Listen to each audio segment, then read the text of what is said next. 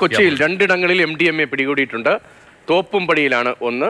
മറ്റൊരു സംഭവം ഉണ്ടായത് എറണാകുളം നോർത്തിൽ, അവിടെയാണ് MDMA പിടികൂടിയത്. അങ്ങനെ രണ്ടിടത്ത് നിന്ന്, കൊച്ചിയിൽ രണ്ടിടത്ത് നിന്ന് MDMA പിടികൂടി 2 പേരെ അറസ്റ്റ് ചെയ്തു എന്നതാണ് ശ്യാം പ്രസാദ് ഉത്തമൻ നൽകുന്ന വിവരം.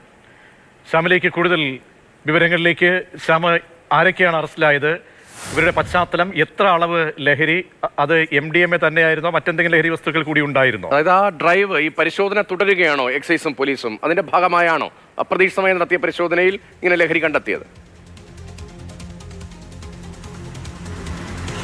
രതീഷ്, കഴിഞ്ഞ ദിവസമാണ് പോലീസിന്റെ വിശദമായ രീതിയിലൊരു കോമ്പിംഗ് ഉണ്ടായിരുന്നത്. കൊച്ചിയിൽ നടത്തിയ കോമ്പിംഗിൽ ഏകദേശം 300ഓളം കേസുകളാണ് പോലീസ് രജിസ്റ്റർ ചെയ്തത്. അതിൻ്റെ അടിസ്ഥാനത്തിൽ തന്നെയാണ് ഈ വീക്കെൻഡിലും പോലീസ് ഒരു കോമ്പിംഗ് നടത്തിയത്. അതിൽ പ്രധാനമായിട്ടും കളമശ്ശേരി മേഖലയിൽ കോമ്പിംഗ് നടത്താൻ പ്രധാന കാരണം, കഴിഞ്ഞ ദിവസം കളമശ്ശേരി ഭാഗത്ത് നിന്ന് ഈ പോളിടെക്നിക്കിലെ വിദ്യാർത്ഥികളിൽ നിന്നും കഞ്ചാവും മറ്റുമൊക്കെ കണ്ടെത്തിയ പശ്ചാത്തലം കൂടിയുണ്ട്.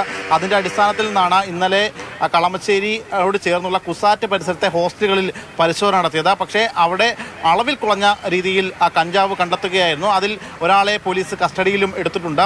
ഇയാൾക്ക് എവിടെ നിന്ന് കഞ്ചാവ് കിട്ടി എന്നടക്കമുള്ള കാര്യങ്ങൾ പോലീസ് ചോദിച്ചു വരികയാണ്. അതിന് പിന്നാലെ നടന്ന കോമ്പിങ്ങിലാണ് ഇന്നലെ തോപ്പുംപടിയിൽ നിന്നും എറണാകുളം നോർത്തിൽ നിന്നും MDMAയുമായി 2 പേരെ പിടികൂടുന്നത്. അതിൽ തോപ്പുംപടിയിൽ നിന്ന് 10.45 ഗ്രാമും എറണാകുളം നോർത്തിൽ നിന്ന് 13.23 ഗ്രാമുമാണ് ഡാൻസ് ഓഫ് സംഘം ഈ MDMA പിടിച്ചെടുത്തത്.